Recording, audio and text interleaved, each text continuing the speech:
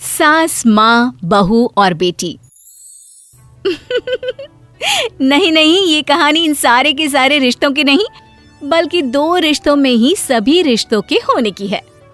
अरे बहू, मेरे और तेरे ससुर जी की रोटी मत बनाना, मैं बना लूंगी, दिन तक ठंडी हो जाती है। बहू जो कि एक वर्किंग लेडी थी।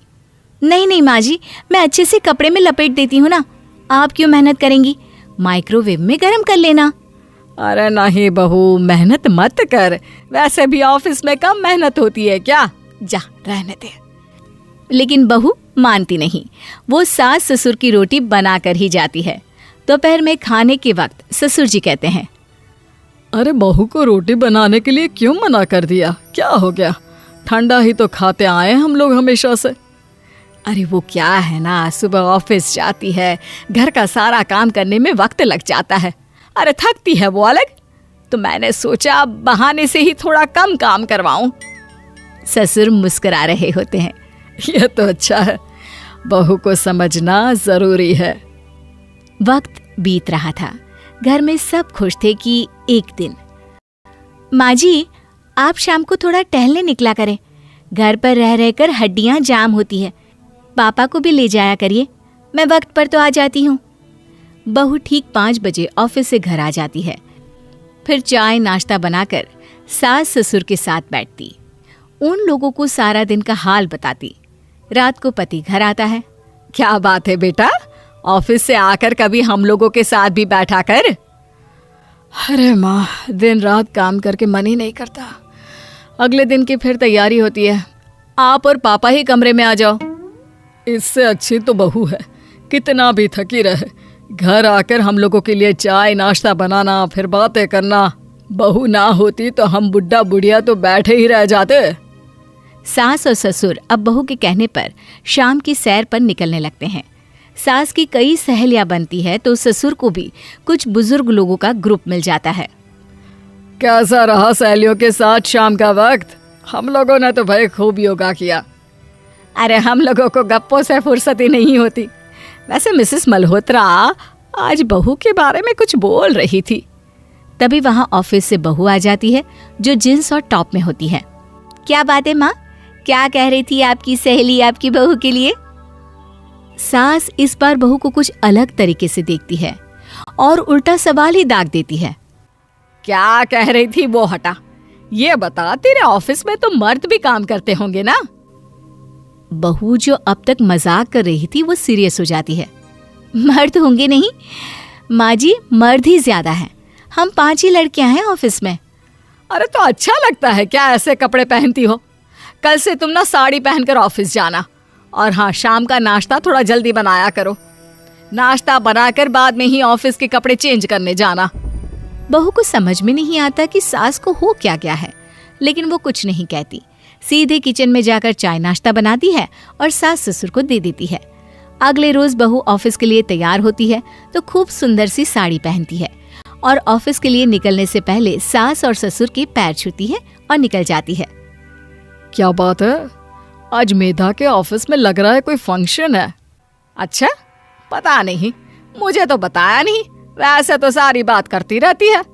अरे देखा नहीं कैसे साड़ी पहनकर जा रही थी? अरे वो तो मैंने ही बोला है उसे। अरे अच्छा लगता है क्या रोज रोज ऐसे सूट या जींस में जाना? बहू हो, बहू बनकर रहो, और आप भी ना मेधा मेधा मत किया करिए, बहू बोला करिए, सर पर चढ़ जाएगी तो दिक्कत हो जाएगी। सास अब बहू को बहू जैसा रखने लगती है, हर बात पर रोका टोकी, हर बात पर ताने। क्या बात है, आजकल लेट आ रही है ऑफिस से? अरे चाय के लिए भी देर हो जाती है, हम लोग फिर पार्क में भी देर से पहुंचते हैं।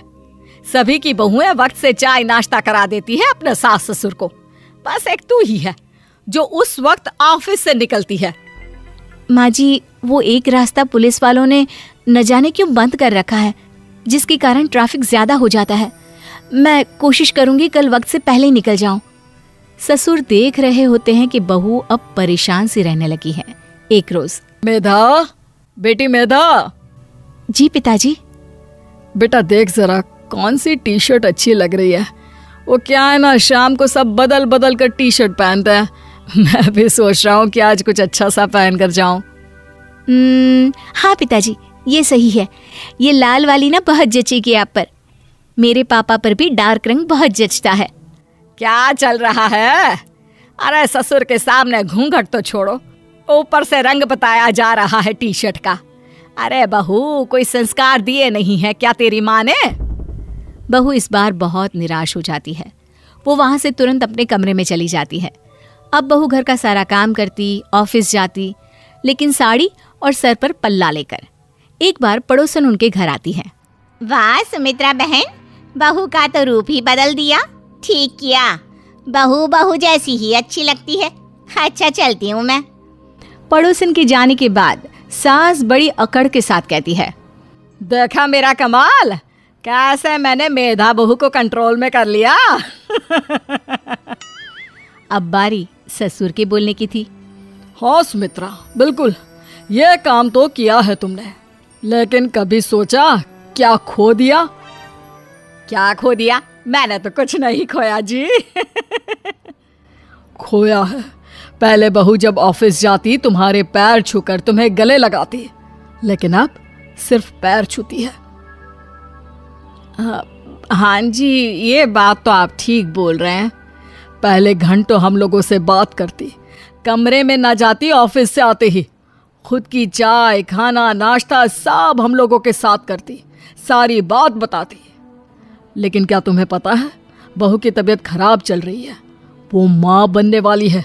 ये बात मुझे बेटे ने बताई कि तुम्हें बता दूं।